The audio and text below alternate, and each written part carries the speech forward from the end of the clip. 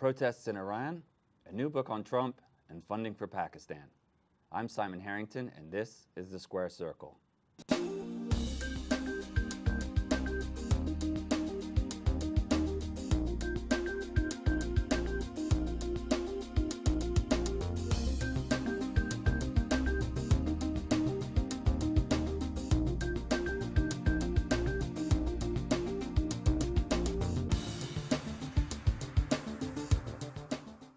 If you have a passion for helping people, want to launch a new charity, or need to raise funds, Voluntary Solutions can help. You have a passion for helping people. We have a passion for helping you. Visit voluntarysolutionsdc.com, 844-739-5488. Hello and welcome to The Square Circle. I'm your host, Simon Harrington. Joining us today are Gregory Clay of gdclay.com, Ebonique Ellis of Good Management and Investments, and Zaid Jilani of the Intercept. Welcome, everyone. All right. Protests have rocked Iran this week, with citizens taking to the streets to rally against the nation's political and economic conditions. Here's the story from Al Jazeera. State of the economy and rising prices sparked the initial protests. Austerity measures after years of sanctions have led to a 12% unemployment rate. But anger has also shifted to foreign policy. Protesters are critical of the government's support for the Syrian regime of Bashar al-Assad, Hezbollah in Lebanon, and Hamas in the occupied Palestinian territory. President Donald Trump tweeted that people are, quote, getting wise to how their money and wealth is being stolen and squandered on terrorism. Ebonique Ellis. President Donald Trump ran on his campaign trail that he would not get involved with other nations in their conflicts. What is the appropriate response in the case of Iran? I think Donald Trump has, he has a lot of people by his side, but Nikki Haley, I think, really makes Donald Trump shine in this area. She's a strong shooter. She's advocating for freedom and liberty, and I do like that. And I love what's happening in Iran with the youth, that they're activating.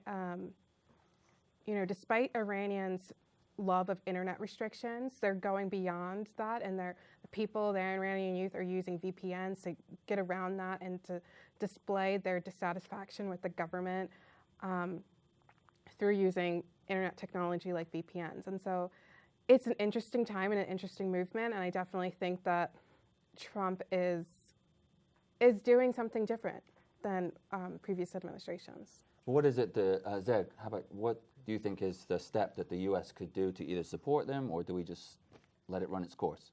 Well, I think it's very important that it doesn't come off as, these protesters are just working on behalf of the United States or some other foreign power. Similar situation to this happened when President Obama was in power, and he had a little bit more of a light touch approach. He didn't come out and I think he said something like the Iranian government should respect their rights, but he didn't try to say for or against the particular movement, because you have to understand how that looks within a country when a foreign power, a powerful foreign country is just, speaking up for one side or another in a political dispute. Because there are some people in Iran who are on the opposite side of these protests, significant section. But I think regardless, if the United States can do something to help promote, for instance, free dialogue on the internet and help keep social media services running, I think that would be something positive. But I don't think that we should necessarily be demagoguing, whether it be Haley or Trump, on one side or the other protest, because then it'll become about America instead of becoming about these real sort of demands within Iran. Okay, Gregory Clay, how would you like to respond to what? Yeah, I agree with Zaid that the United States has to be very circumspect about this, especially openly, because if the United States gets involved, as you said, then the story becomes about the United States instead of the people in Iran, and perhaps this is Iran's civil rights movement, like the United States back in the 60s. Perhaps this is Iran's version of what happened in the former Soviet Union back in the late 80s and early 90s. Glasnost and perestroika and all that. Mr. Gorbachev tear down this wall, and perhaps the people in the Middle East will finally rise up and confront oppression and some of the negative situations that they have to deal with on a daily basis. Anybody like to add anything else on this subject? I do think I do think that Iran, the people of Iran, especially since this is a youth-led movement, they do need support from international leaders. And I think that I like that Trump is being open about, like, this is about freedom, and Nikki Haley are about freedom, this is about liberty.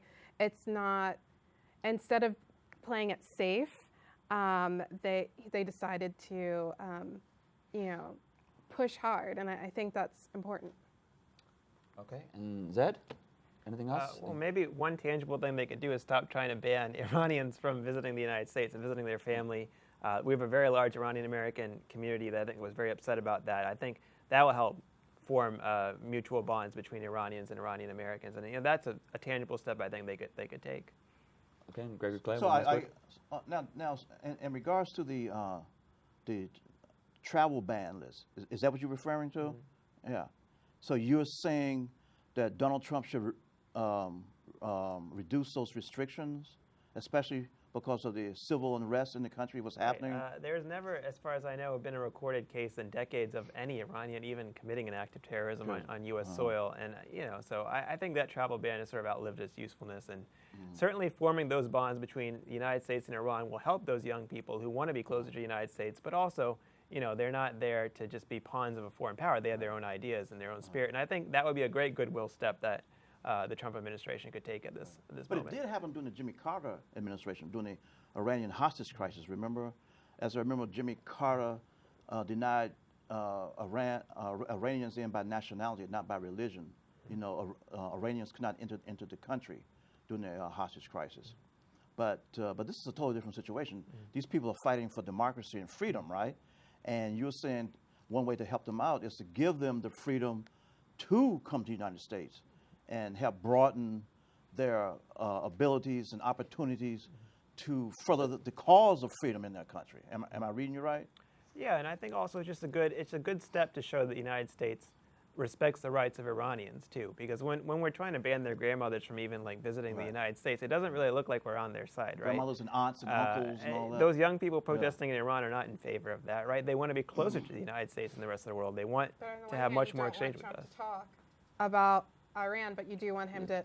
Sorry. Go ahead. Finish off your thought. On the one hand, you want Trump to not speak up, but you do want his support. It just seems and letting people in. So it just seems like you have two contrary opinions. Well, he's already waded into the issue by issuing a travel ban, right? So I think, that issue is already on the table, and I think rescinding that ban would be a very positive step that he would take. Would probably make him more popular, not just in Iran, but in many Muslim-majority countries. All right, let's move on to the next subject. So I'd like to remind our viewers that you can submit your questions to our guests through our website, www.publicsquare.net, or via Facebook or Twitter. And we'll answer as many as we can live on air toward the end of the show.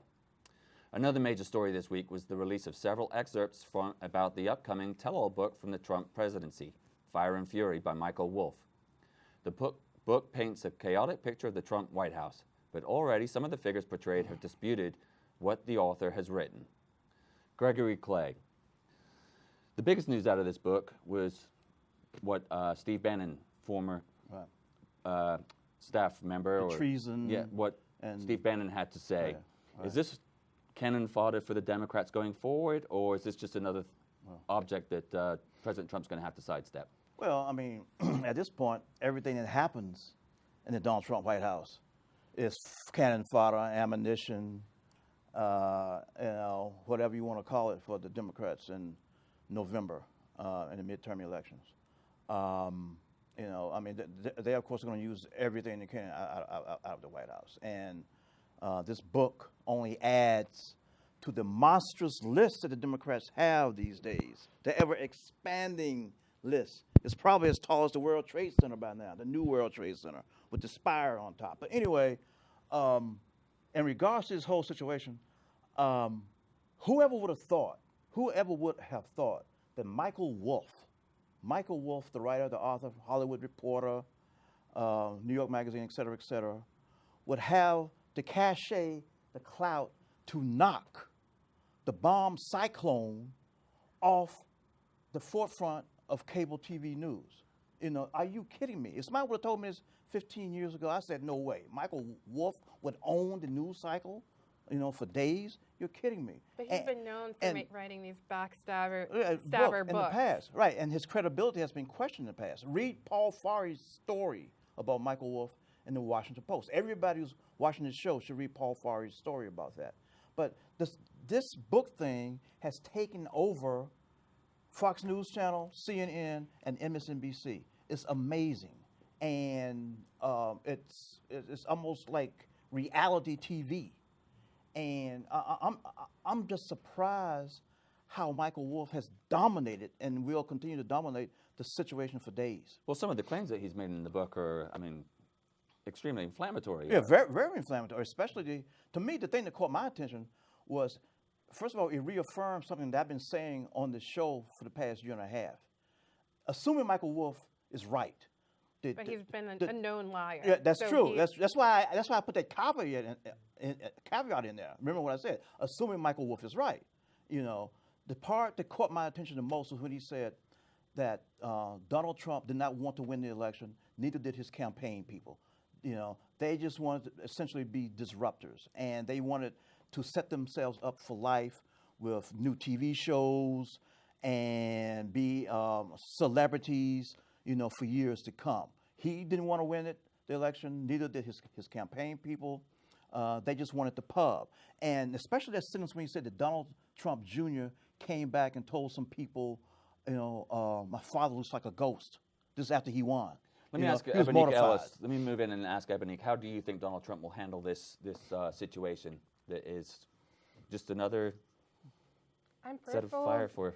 I mean, I was surprised that Michael Wolff was able to get so close. The access, of course, yes. And that showed me that I've read a couple of Trump's books prior to this, and he has been known as a guy to be very loyal to the people who he works with, and he chooses good people. But it seems like the people within his administration just allowed this backstabber to sit on his couch for far too long, and it shows that he has to flush out his own administration, and it seems like he's doing that. He's losing people left and right, and he needs to find his comfortable fit for the people within his administration, because to let this guy sit on his couch, a known liar, a known backstabber, this long, that's just ridiculous. It's ridiculous. Zaid, and your thoughts on this book? I think that's the zeitgeist of the Trump administration, is that this guy, his experience with television and entertainment, making a big fuss about things and being controversial. And I think that's, whether, we have to take the book with a grain of salt, because I think these are important caveats about Michael Wolff's credibility. But it definitely feels believable, because it's believable from what we know about President Trump's character, is that it seems like he's not super interested in the actual administering of government, in the actual policy of government. He's far more interested in sort of bantering with the media, pleasing his friends, punishing his enemies. What's so horrible about that book is that it seems credible, but people have fact-checked it. Like, they said he didn't know Boehner. He went golfing with Boehner. Mm-hmm. He just makes a believable lie, and I feel like us as hopefully fact-checkers, as people who love the truth, we can say that, this is a believable lie, but you shouldn't trust. Just because it's a believable lie doesn't mean that you need to encourage people to trust the validity of this. And some people are saying that he got his attribution on the quotes confused. Like, some people are saying that some of his quotes that are attributed to Steve Bannon may have been said by Katie Walsh, and some quotes supposedly attributed to Katie Walsh might have been said by Steve Bannon. Now, Katie Walsh was the deputy chief of staff when Reince Priebus was there, right?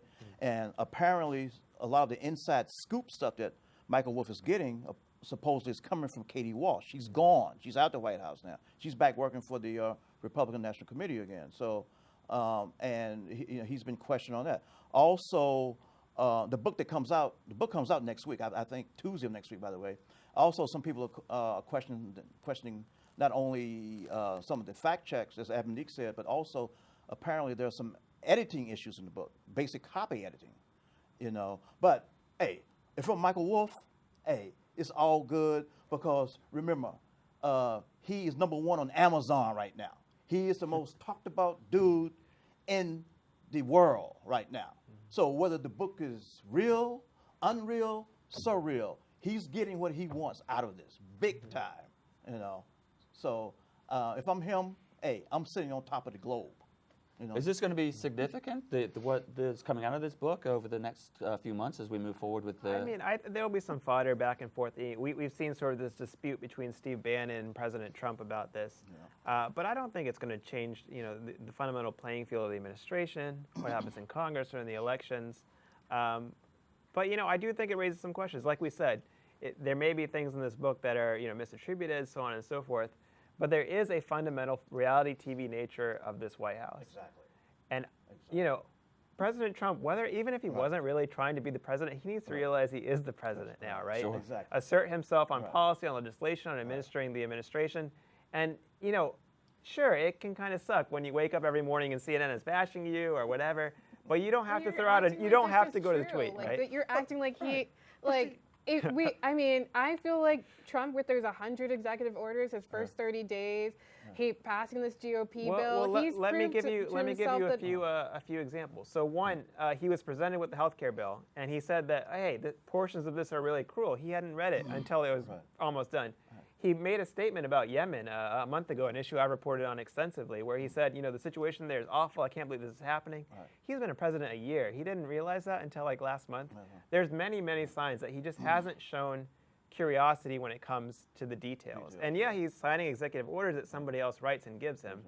If he applies himself more to the job, I think he would be a better president, rather than focusing so much on the back and forth with Steve Bannon. He could have just ignored whatever Steve Bannon said. He doesn't have to fight with them and write such a long statement, more lengthy than he writes about healthcare or banking or jobs or trade, about Steve Bannon, right? He needs to understand that he is the president of the United States. He can be the bigger man in a lot of these disputes. And I think if he did that, even things like Michael Wolff that may be exaggerated, people would be less likely to believe that. I feel like you just want him to be a different kind of man, and I feel like the American people wanted a man who was a straight shooter, and that's what we got. And so we got this guy who, who tells it like we want to hear it. We're like most of the American people want to hear it, and most of the American people aren't keeping up with Yemen.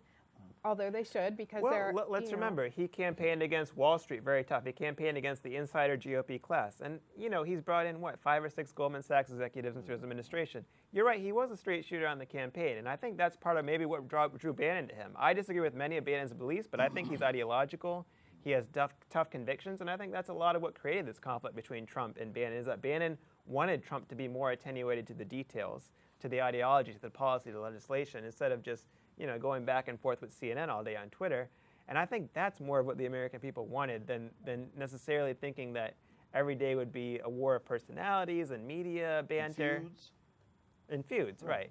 But that's the advantage that Michael Wolff has. The advantage that Michael Wolff has with this book, regardless of Michael Wolff's past, is that because Trump's White House is so wild and so out of character and so crazy, like Zaid was saying, that people instinctively, reactively, will be more likely to believe what Michael Wolff wrote. All right, I'm going to let Ebonique wrap up this conversation on the book from Steve Bannon and Michael Wolff.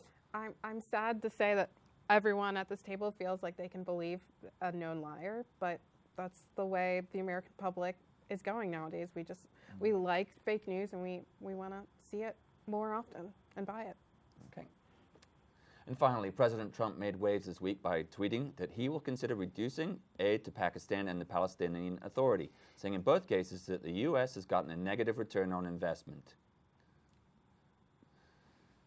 Zaid, is President Trump correct in his assertion of pulling the aid from Pakistan, financial aid from Pakistan, or is he just creating another unnecessary enemy? The question of military aid to Pakistan is somewhat nuanced in that, I think there are both pros and cons to that relationship, and maybe over the long term there should be less of a military aid relationship with that country, because I think for both countries it creates kind of bad dependencies. But I am kind of curious about why the timing was. You'll notice that this month Pakistan, I think, dropped the dollar when it was trading with China.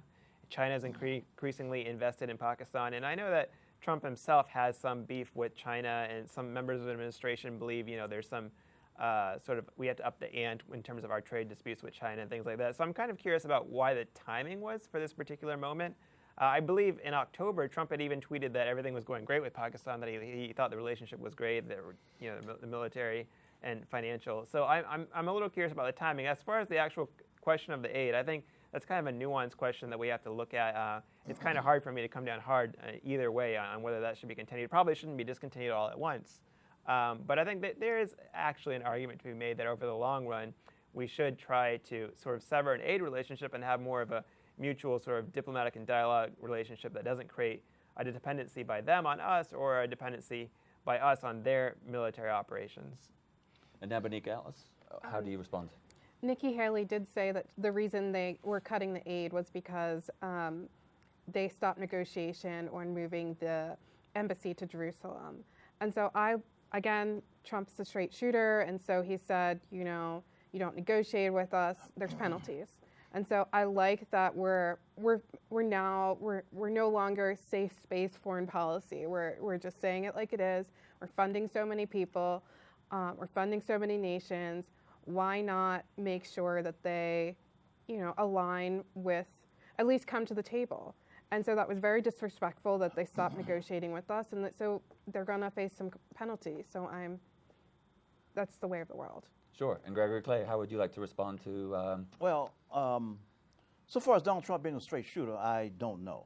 Because Donald Trump, as we've seen for the past 2 years, can be all over the place. You know, I mean, Michael Wolff can make up stuff. Donald Trump equally can make up stuff. But in terms of Pakistan, in terms of the Pakistan situation, one of the issues that keeps popping up, from what I hear, is that a lot of folk, especially military types, national security types, intelligence types, are so afraid that if the United States pulls the funds from countries like Pakistan, Afghanistan, et cetera, that it will drive the extremists to taking over these areas even more, because the anger will be so high. You might have situations where a lot of the young folk over there may tend to side with ISIS even more, you know, because at least if you funnel money into these countries, you can affect some of the propaganda, okay? You can affect some of. But it seems like they just funnel the money to the top 1% of that country and not some of to the thinking. Not to you the. know, well, let's ask. But don't you think? Zaid, don't you think some of the funds will help sway people from joining some of these extremist groups? Well, let's ask Zaid if he thinks that this is a program that has worked in the past. I mean, obviously we've been giving money there's to two separate things. One was the Palestinian Authority move, which is its own category. But with Pakistan, that's actually a substantial sum of money that we've been giving. In terms of military aid, the problem is a lot of that military aid is like, you know, them trying to escalate their arsenal against India or somewhat involvement with the border in Afghanistan.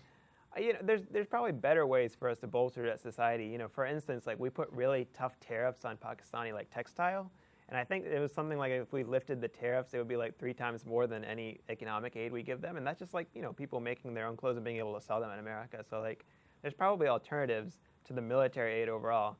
But I do think President Trump, you know, he shouldn't make this assertion that Pakistan is not helping with terrorism. Like, Pakistan has probably imprisoned or killed more terrorists than just about any other country in the world.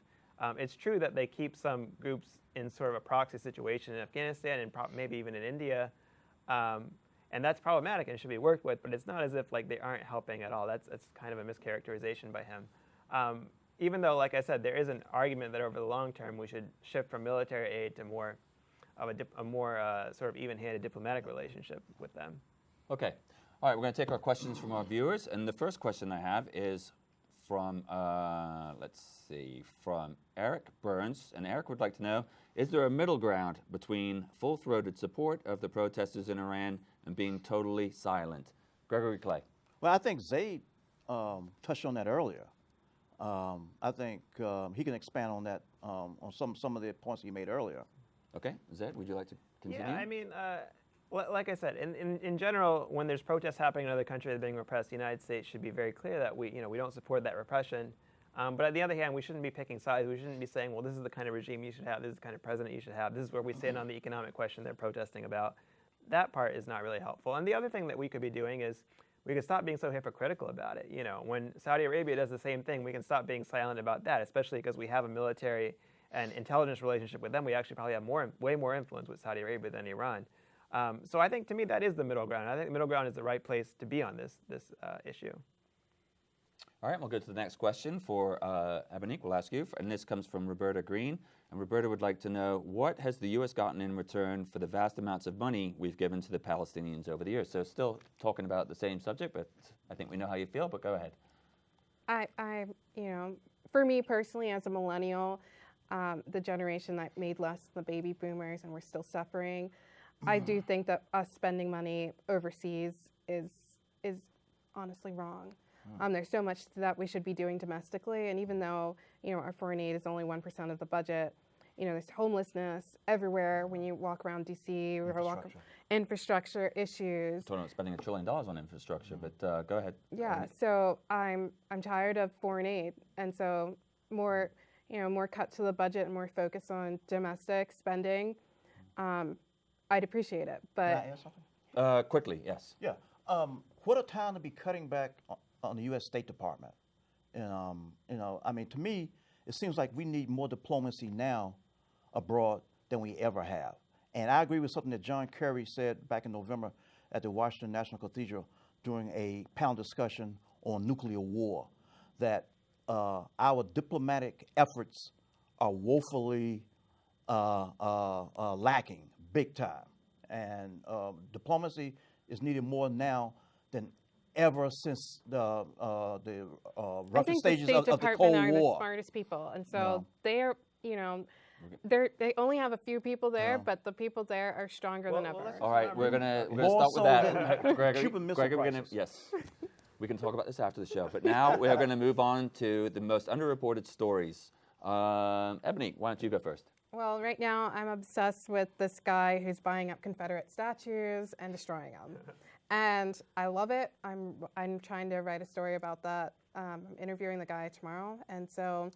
Any more specifics about where the statue is? It's in Memphis, so he's statue of Confederates. So he worked with the local government. Right now with the Memphis government, it's the way the laws are. It's very hard for him to buy the statues. Okay. So it's very hard for the government to destroy the statues. So they had to work through a nonprofit, and so he started up a nonprofit, and then he's doing it himself. And so I'd like the idea of people not working through the government, but just getting stuff done on your own. All right, and Gregory Clay, your most underreported story. The bomb cyclone. How many of us have heard the term bomb cyclone before the past few days?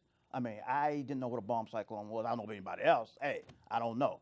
But it's a shame that the big three cable networks are focusing so much on a book more so than the bomb cyclone. When last I heard, at least 20 people have died in this thing.